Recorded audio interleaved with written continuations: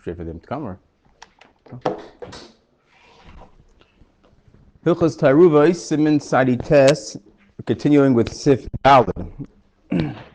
So in Sif Daled we learned, Umesh'arin aheter ve'isr k'moy sheba lifanenu, afal pi shehaya beheter yoser mitchila, v'nisma'it v'bishuloi, v'nivla b'kedera. So the case of the Mechaber is a case where, when I originally set up my pot, I knew exactly how much heter was in my pot. So let's just say that I had 60 kazesim of heter in my pot when I first started. I measured out precisely. And now, 3 hours later, when I look in the pot, I realize that unfortunately I accidentally put into the pot a kazayas of Isser. So 60 with heter and 1 kazayas of Isser is obviously batel, everything should be fine. The problem is that when I measure the amount of heter in the pot right now, 3 hours later, I noticed I only have 59.8 kazesim of heter. So 59.8 kazesim of heter is not enough to mevatel the Isser. So the Mechaber says you have to measure everything based on what's in front of you now, not based on what you knew to be when you first started the day. Now, what's the chiddush? Hooray, of course, I would have thought this is usher, there's no havamina, because right now, I don't have enough to mevatel it. Meaning right now, the time of the Isser is offset, is out of proportion, and should be usher. So the Mechaber tells us what the chiddush is, because he says we would have thought the nivla b'kedera, meaning the case here is that we know that the remaining 0.2% of kazesim that is no longer in my pot got absorbed into the walls of the pot. So effectively, it really is there. It's not that it dissipated, it's there. So really have effectively in the pot still 60 kazesim. I just can't measure it. You can't measure tam that's balua in the pot. So the chiddush here is that although I have 59.8%, 59.8 kazesim be'en, 0.2% that was nivla, effectively I have 60 kazesim of heter, and that should have been mevatel the Isser. So the Mechaber says we don't say that. We'll clarify in one moment why we don't say that. But the Mechaber then says we sometimes do say that. This,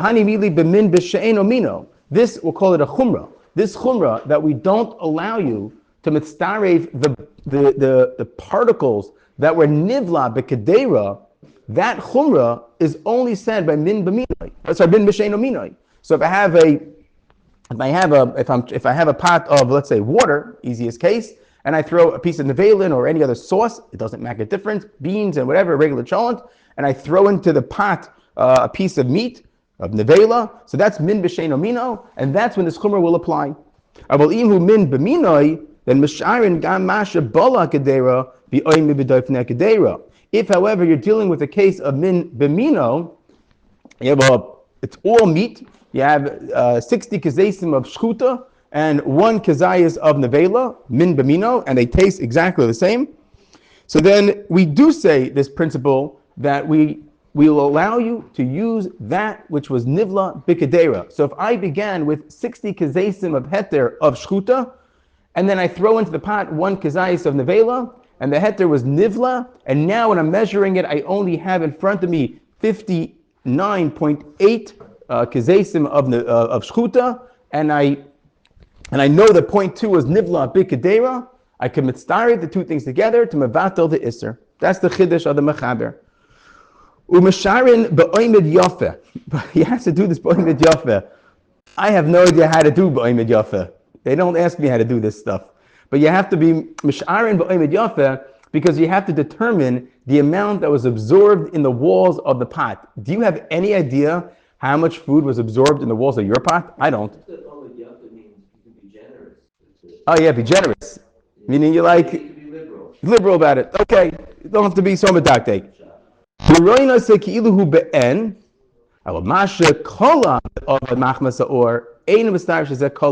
That which was, we'll call evaporated, the best way to say it, burnt, that which is evaporated, you can't include. Now you have to know, you have to figure that out, how much was evaporated, how much was nivla b'toch hakadera. Okay, now. Do we see from here that you have to be mushah at the end of the process of cooking as opposed to? Well, that's what the Mechaber is saying. You have to, the end of the day, the saying is you have to look what's ever in front of you right now. So if in right now you do not have enough kazesim of heter to mevatel the Isser, everything is usher. But the chiddush is, when you started with, you had enough heter to yes mevatel the iser, and that's why it's a chiddush, because originally we seem to have enough. Therefore, we would have thought you mako, and in fact we are mako, but only by min b'mino, but min b'sheino mino we're not. Yesterday we spoke on the conceptual difference between min b'mino and min b'sheino mino, but now I think we didn't really focus fully on what the case was over here. There's ambiguity over here. What's the ambiguity? The Mechaber is very clear that we knew precisely how much heter was in the pot originally. It was originally 60 and now it's 58 with 59.8. But what he's not clear about is, did we know how much Isser was in the pot originally? What about that? Did we know how much Isser was in there? So the Shach and the Kiv Eger, they get into it. So let me start with the Shach, because the Shach seems to be discussing a case that he says that you didn't know how much Isser was in there originally. And in fact, he says the reason for this Chumrah is because since you don't know exactly how much Isser was in there, so that's why we're machmir in the case of min b'sheino mino. Meaning you know that right now you have 59.8 kezesim of heter. You know that originally you had 60. And you know based on what was in there originally, it would be enough to mevatel the Isser that's lifanenu. So we would have thought, says the Shach and the Havamina, that I can take the amount of heter that was in there originally, which was exactly 60, kenega the amount of Isser that's balifanenu, and I can mevatel that. Why don't we allow you to do that? So the Shach says, because you don't know how much Isser was in there originally. And just like your heter dissipated, just like your heter was diminished, went from 60 to 58, 59.8, perhaps your kazaisim Isser also originally was a lot larger. It was 1.1 kazaisim of Isser, and therefore there would not have been enough heter to mevatel it. So the Shach explains the chumrah of min b'sheino mino is because we do not know how much was in there originally. There was never a point in time that you can say definitively that you had enough heter in your pot to mevatel the Isser. And that's why he says we're machmir. But if you knew, and then he even clarifies that if you knew, then he says that the fetus explanation we would be we should be makel. And now let's read it inside. He says afilu hachi ein mesharin ela k'mo sheba lefanenu shegam be'isra hayoyser v'nismai v'nivla b'kedera. That because the Isser also we don't know how much was in there. Just like in the heter it went down, it decreased. So to the Isser, and perhaps there would never a point in time that the Isser was able to become batal. Ad kan loshen ator v'umidivi Rashi v'Aruch v'kasav marshal v'nir be'ena afilu heicha shirainu shenafal Isser ein l'shar b'mai debala kedera ke'ein la'amud al shorish hadavar v'lo yadua kama bala kedera v'kama pa'amim yabol kilkul mizeh el la'oilam asharin k'mo shebol lefanenu. Pause there. So the marshal, he says that it comes out from this explanation of what he calls Rashi and Tur, exactly like you said, that we should be makel in a case of where we know exactly how much Isser was in there to start with. But the Marshal himself argues on that, and he says no. Even if you knew exactly, we should also be machmir. We'll get back to the Marshal in a moment, but let me finish up the explanation of the Tur, and then we'll come back to the Marshal. So according to the Shach and the Shem the Tur, the case in front of us is a case that we did not know how much Isser was in there, and the reason for the Chumrah is because you do not know how much was in there, and you can never say definitively that you ever at a point in time that the pot was mutter. But, like you just pointed out, if you knew, then we can be meko, and you can consider the parts that were nivla. But the point that really needs explanation is, listen to this, it comes out according to this, that in the case of the Seifa of min b'she'eno mino, min b'mino, we can be makel even though you did not know how much was in the pot. Very interesting. Meaning you began today with 60 kezesim of heter in your pot of minoi, and then you threw in a piece, you don't know how much it was, of basar nevela with the exact same time of your shchuta. 3 hours later, you look at your pot and you realize you have only 59.8 kezesim of heter, and you have one kezais of isser. And the Mechaber is telling you, since you knew you originally had 50 kezesim of heter, even though you did not know how much isser was in there, you can be meko to mevatel the isser. Wild. Why is that? So the Taz writes, the Shach doesn't explain this, but the Taz explains, we have a principle, very important, that's why I want to bring this down, because it's a very important principle in Yoreh. All the kitchens in the world need to know this principle. So tell your kitchens when you get home. And the principle is, Ein mechazkinon iser. The lashon of the, he says, the lashon of the Taz is the achzuke isura lo mechazkinon kevin she'achshav ein reyasa. This is a principle that will reappear multiple times. That we don't assume Isurim are happening. This sounds very counterintuitive. What do you mean? In your day, that's all that I'm doing is I'm assuming there's Isurim. But this is a principle that definitely needs a very clear application, hope over time to understand how to apply this concept. But the Taz says, Da'chazuke Isur lo mechazkinan kevan she'achshav ein reyasa. Which means that right now, there's no reyasa. Right now, what do I see in front of me? In front of me, I see Kazayas. And we all know this from the Gemaras and Nidas and all over the concepts of chazaka. It's called the chazaka de mi'ikara. Right now, what do you know? You know you have a kazayis of Isser. That's what you know. And do you know that there was more than that at any given point in time? No. Therefore, you can makel. That's the concept that the Taz says. And that's why mi'ikar din or makel, very, very, very fundamental, really probably one of the most elementary concepts in the entire Yoreh and the entire corpus of halacha is the concept of relying on a chazaka and mechazkinan, the achzuke isura lo mechazkinan. Okay, that's the way, one way to understand this. Yeah, you had a question? Yeah, why would it only be then by Mizamino, why not Mishayim? Very good, very good. So then, that's very good. So then it's very interesting.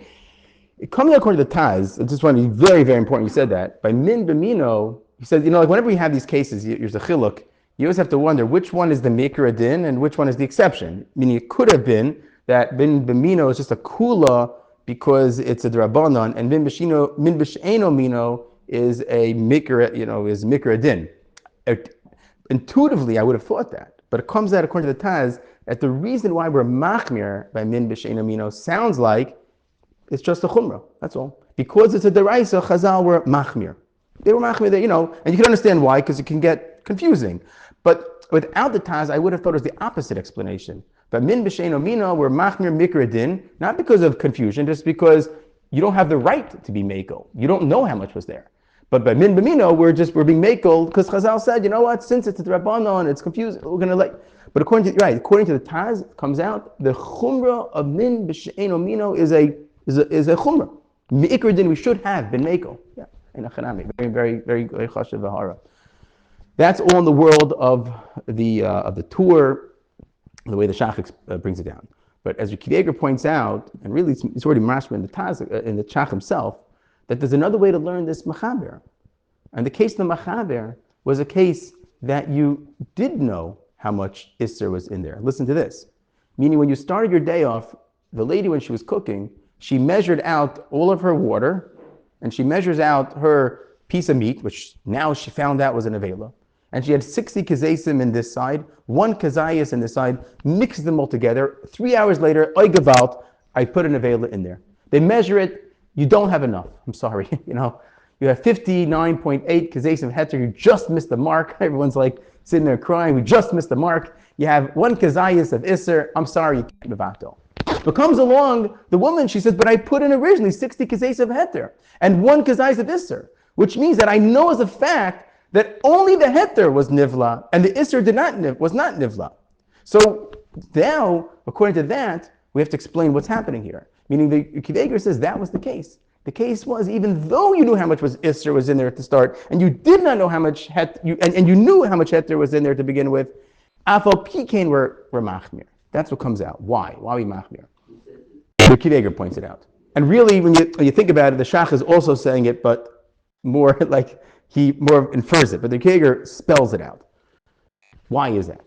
So Yomi doesn't explain why we're machmir, probably because it was somewhat obvious, and that is that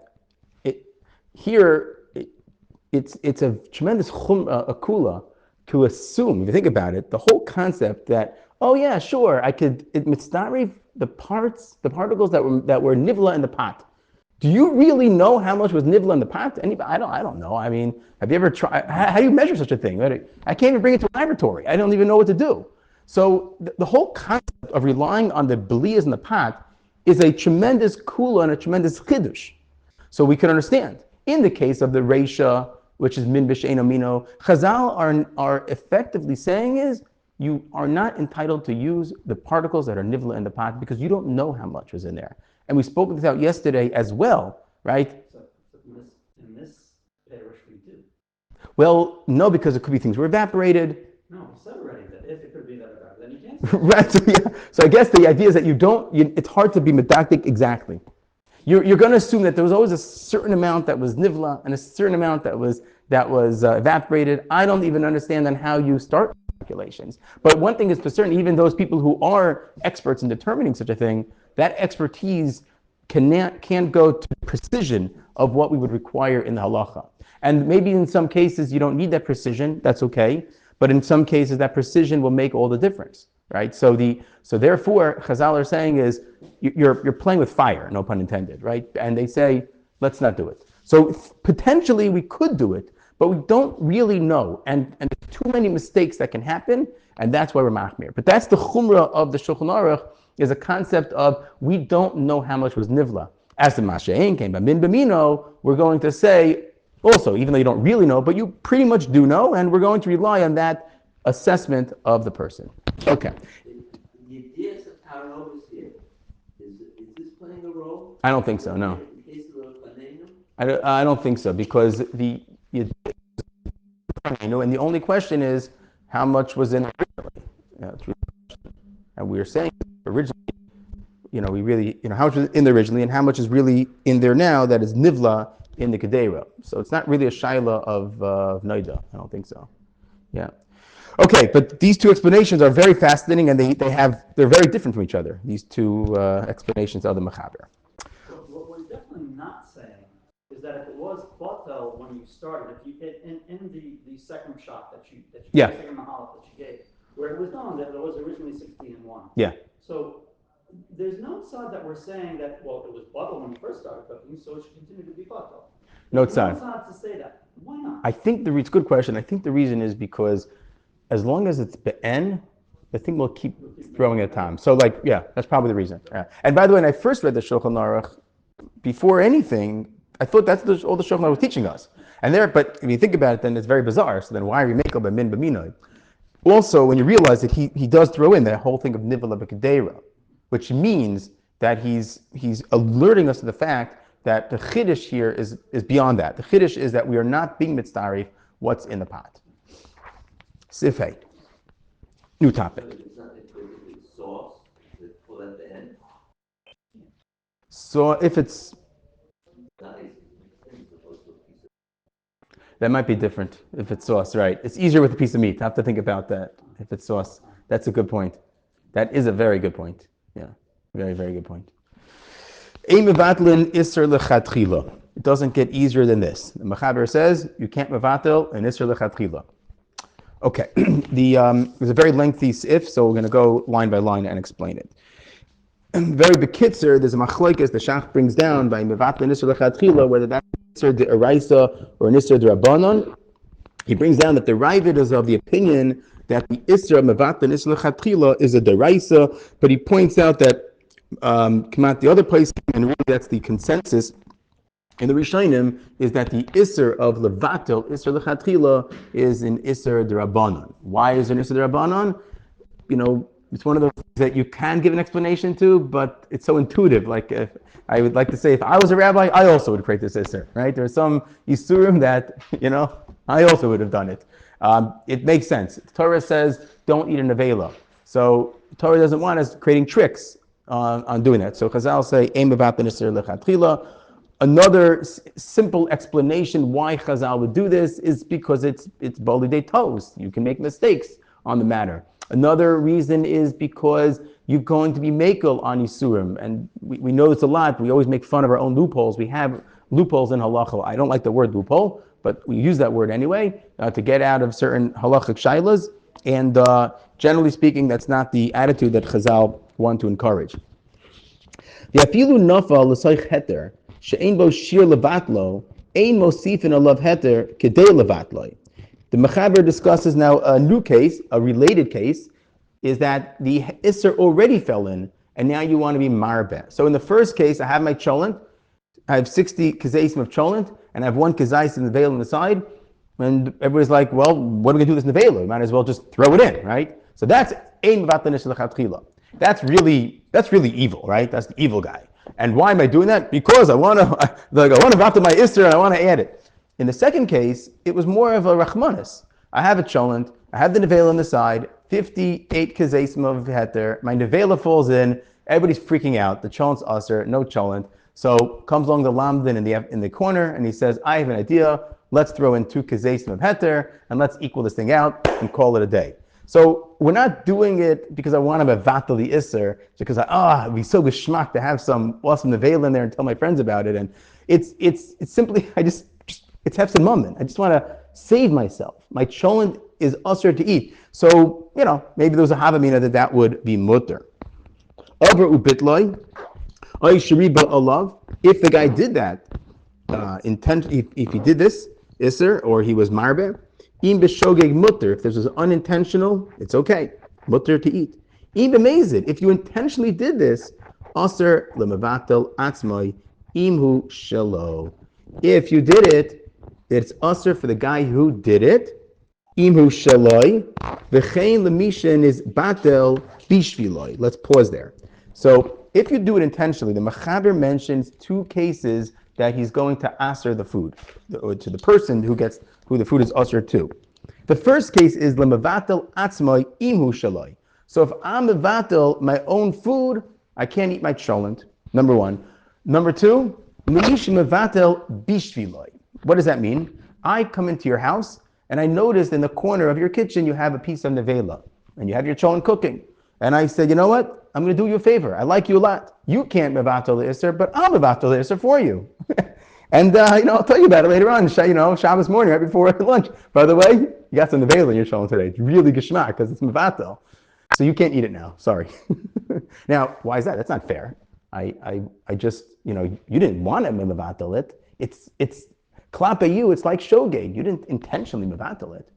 So the Shach says something very interesting over here. He says, the isharis lamish mevatel b'shvilai chayshinan dema'asi lemeimar le'oved koichavim o le'eved shivet lenu. The Shach says, it's of course aser amir lenachri on such a case. And he says, if you eat the cholent today, you're going to all of a sudden say, oh, this is cool. We can eat nevela. And we can save all these nevela pieces that we keep bring up into the kitchen, all the non-kosher, stuff, right? So we have a live-in in the house, the maid. We'll ask her to mevatel the isser for us, and that would be certainly problematic. V'asurin lemochroi gamken liYisrael acher shelo yahana mima shebitloi. You're also usher to sell this to a yid, so that not to be shelo yahana mima shebitloi, because you don't want to be nana from it. What does that mean? So make sure we understand. The piece of nevela originally, how much did that piece cost? It cost, it was a nevela. Who can I sell to? A guy. The guy would buy that piece of nevela for $1. That's how much that piece of nevela cost. Now, the equivalent piece of meat to a yid is, of course, $20, right? I think that's the conversion rate of trade meat to kosher meat. So $20 for that piece of meat. Now, I'll say, this is awesome, right? I have an idea. What I'm going to do is nevela. So I have over here a whole, 60 kazesim of heter, which cost me whatever amount of money, $1,000. I'm going to throw in the nevela and now make an extra $19 off the nevela. So that's the Mechaber says you can't do that. So you could sell it to a guy, basically in effect of not making any money off it. That's the point. You're not, as long as you don't make extra money off it, it's mutter. The mutter, everybody else is allowed to eat the thing that we can bottle. The davka shnis arib yavish be yavish. Oy afilu lach belach leman de amar shein oimrim loy chaticha nases nevela kedilel simin sadi beis. When are you makel on bittel and shoygeg? That's in a case of lach belach or yavish beyavish. Aval chaticha shebala iser lo mahani sheni toisev achar kach heter da amrinan bei chaticha nases nevela. The Ramah keeps reminding us of the concept of Hanan. So he says that, if you recall, we gave 2 examples of Ein Mevatel Isser L'Chatchila. In example 1, I threw the nevela into the cholent of 60 kazesim. In the second case, the cholent only had 58 kazesim, and after the fact, the lamdin my bachur lamdin in the corner decided to add an extra 2 kazesim of heter. So the Ramah says, forget about aim mevatlet isser l'chadchila. It's chanan. Once we threw the nevela in, it's chanan. It doesn't work anymore, right? So this is the Ramah l'shitasai, simin sadi beis, and the simin all over the place, all over Yoreh, that we say chanan b'shar isurim. The Mechaber obviously didn't hold that way, as we know. V'yesh oimrim, de'afilu b'makom de'lo amrinan chaticha nas nevela, lo mahani heter levatel, elim kein yitosef kodem shenodim hataroives, avalim noida hataroives, kodem lo mahani mashin yitosef acharkach, ulepize, hitzarach hachacham hamoyer levatel iser, lachkor, im nitoisef aheter la'acher shenoida. Let's clarify this halacha of the Ramah, and then we're going to conclude over here. So the Ramah says that if you knew about it, we're not going to allow you to be makel. So I'm not going to use the example of cholent, because cholent is chanan. Let's use an example of heter beheter. So if you take a, let's say, yavesh b'yavesh, and you have 58 pieces of shchuta, 59 pieces of shchuta, one piece of nevela now laid out, and then you found out about it, oh no, everything is usser. Later on that day, unbeknownst to you, and really complete shogeg, you just accidentally threw another piece of shchuta into the bucket, and you'll say, oh, it's mutter. And you didn't mean to do it. It's just a complete accident. But says the Ramah, even though it was an accident, since at a given point in time you knew about it, and at that point in time the terubis was now usher to you, we're not going to allow you to be makel on the bittul. Now he's not saying chanan, meaning we're not saying that it now the whole thing takes on this the shame isser, but the bittul no longer works, and therefore everything is usher. And the reason for this halacha is we're basically treating it like a case of a shogeg. If we're basically saying is shogeg only works if you didn't know anything. But once you knew something about the isser, we expect you to take care of the matter and dispose of it. And the fact that you didn't, we're not going to allow you to be makel anymore. Go ahead. You're saying it's not because of Hanan? Yosh b'yosh. Yosh b'yavesh, right.